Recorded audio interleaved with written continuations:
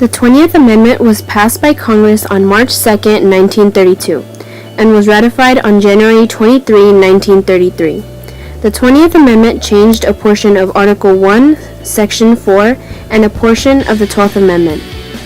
The 20th Amendment states that the terms of the President and Vice President shall end at noon on the 20th day of January after an election year, and the terms of Senators and Representatives at noon of the 3rd day of January. The terms for their successors shall then begin. The 20th Amendment is also known as the Lame Duck Amendment. Lame duck is used to describe any public office holder who will not be returning when their current term ends. They may not be returning because they are not seeking re-election, or they were defeated in an intervening election, or their office is term limited.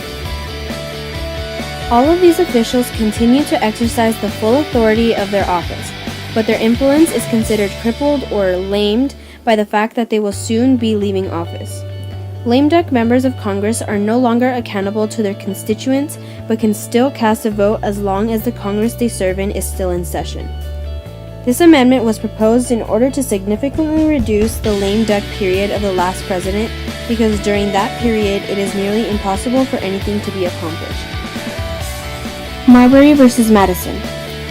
Thomas Jefferson defeated John Adams in the 1800 presidential election.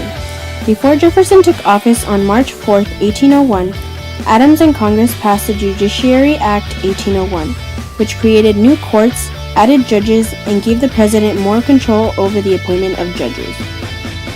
William Marbury had been appointed Justice of the Peace in the District of Columbia, but his commission was not delivered.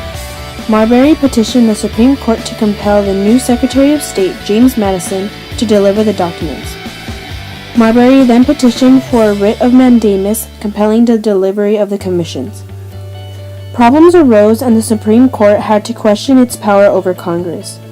Marbury expressed his belief that the Constitution was only a base of laws that Congress could add to.